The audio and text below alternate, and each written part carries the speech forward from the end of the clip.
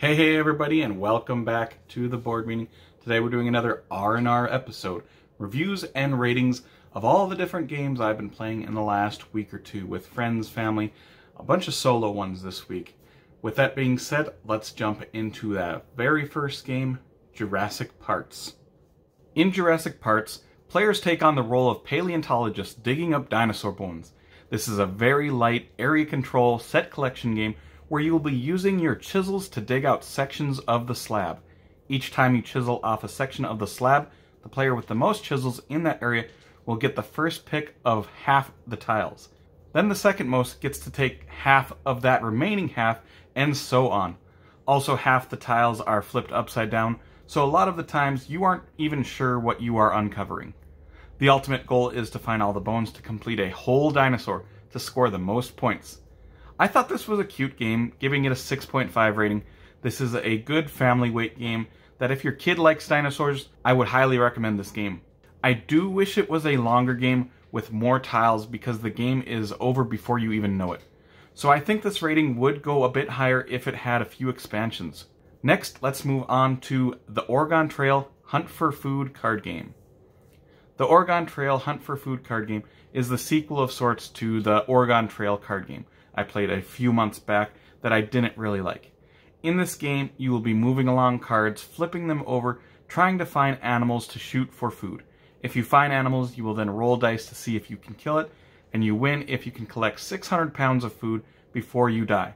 This is just not my type of game, just like the original game. It gets a 4.5 rating from me just because it just is a really random game with not much strategy in my opinion. So if you don't mind that, you might like these games, but it's not my cup of tea. Moving on to Hit the Road. I played Hit the Road solo several times this week.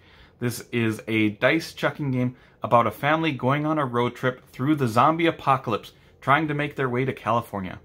I haven't played the multiplayer game, so this is strictly for solo. You'll be playing through 8 different rounds, and each round you have 3 paths available to you. One path is completely unknown, but you'll receive resources for going through it. The second, you know half the paths and receive no resources. The third path, you know all of it, but you have to pay resources to go through it.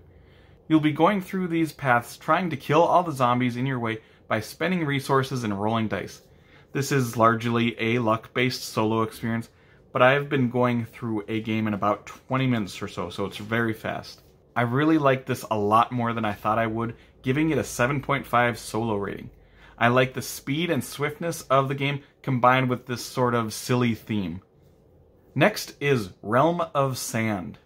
Realm of Sand is a Tetris-y style game where you'll be laying your polyomino shapes onto your board, trying to get colors to match certain building types.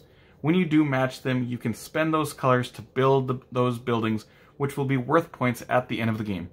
I played this game a few times solo this week, so you are mainly just trying to work on your puzzle in this mode, and I'd give it a 6.5 solo rating. So I enjoyed it, but I don't think it will be particularly memorable for myself. Let's keep it going now with the Furglars. The Furglars is a dice chucking game where you'll be rolling a bunch of dice, and if you get the furry dice symbol, you keep those dice. And if you get a hand symbol, you'll be taking furry dice off other players' boards. Once your turn comes around, you get points for however many furry dice are still on your board, and then you rinse and repeat till someone reaches a threshold of points. I did not like this game, plus I didn't like the production quality of these plastic dice. I rate it a 3. I did not enjoy this game at all because it's really not a game with any choices. You are just rolling dice and hoping you get what you need. I can say this is one of my least favorite games I have played this year so far. Moving on to a much better game now with Kingdomino. Kingdomino is a tile-laying game about building up your kingdom with these domino-shaped tiles that have 2 terrains on them. You are trying to build large territories of the same terrain in a 5x5 grid in your kingdom. You will score your terrains at the end for how many tiles each terrain is, multiplied by how many crowns are in that terrain. I played this game twice this week, once with my son and nephew, and once with my adult gaming group. This is one of those very light kids games almost that goes over very well with young ones and adults alike. I give this a 7.5 rating because it's just a versatile game that can satisfy a lot of different people. Let's talk about a cooperative game now with Forbidden Island.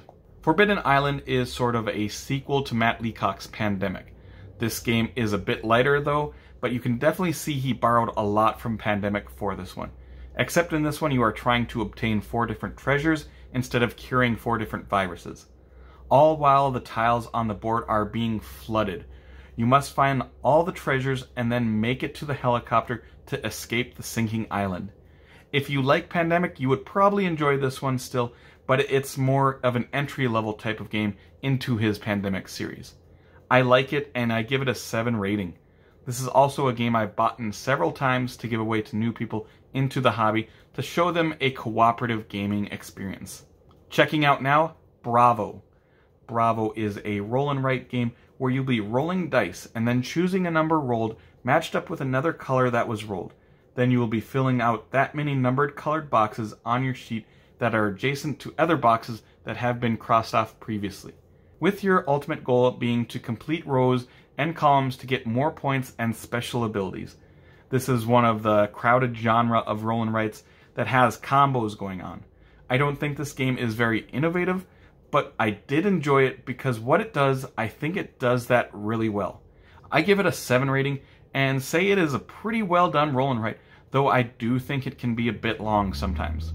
Moving on now to Glasgow. Glasgow is a 2-player city building game that uses a rondel wheel system. On your turn, you can move as far along the track as you'd like to any action tile, but then your opponent gets to go until they pass you along the track. This is a pretty Euro-y type game about collecting resources and then purchasing buildings to place in your joint city, and all the buildings will score in different ways. The game ends when your city has a complete 5x4 built of the city tiles. I thought this was a pretty interesting game and is a very fast Euro game, which is kind of unique. It takes about 20 minutes to play, and this will get a 7.5 rating from me, and I think this will stick around my collection for a while. Next we have Fate of Akalon Tribes. Fate of Akalon is a skirmish card game where players, one at a time, will be laying down cards, resolving any special abilities on those cards. The defending player then lays down a card and resolves that. Whoever has the more power for those cards wins the fight, and the other player puts all their defeated cards into their graveyard. Once a player has 30 points worth of creatures in their graveyard, they are eliminated. Last player standing wins. This really seemed like a very, very simple version of Magic the Gathering, and I did enjoy this one more than I thought I would. I'll give it a 6.5 rating for the few plays I had with it, and it seems like a good way to introduce new people to skirmish type card games. Moving on to Parade. Parade is an older Alice in Wonderland themed card game that is kind of a bit of a classic now at this point, but I just obtained a copy last week and played this game several times already. You have 6 suits of cards numbered 0 through 10, and you will be playing cards in a line known as the Parade. The number of the card you played lets you skip that many cards to the left, and any remaining cards still out there go into your pile if either the card number is the same or less value, or if the card is the same color as the card you played. You get points for all the values of the cards in front of you at the end, but if you have the majority of that color, you get to flip those cards, and those cards only count as 1 now. Lowest point total at the end wins. This was quite a lot of fun to me for such a simple card game. It gets an 8 rating, and I'm kind of mad at myself for not picking this game up sooner. Now from one game to another, let's look at Hadara. Hadara is a drafting civilization building sort of game. Players will be simultaneously picking up 2 cards. One card is left in the game to be drafted later, and the other card will either be bought and put into your civilization or sold for more money. You play through 3 rounds, and each round your civilization gets more and more powerful, building off of each other. I really love this game, and it had been about a year since I played this last, but I broke it out this week since I talked about it in my top 10 games of 2019 recently. I really love the look of this game, and the vibrant colors really is an eye-catcher for me.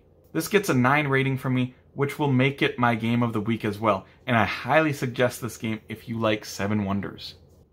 And that will wrap up this reviews and ratings, which will also adjourn this meeting. Thank you all for watching very much.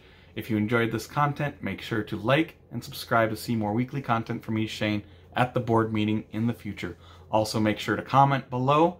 I hope you all have an amazing day, and take care, everyone.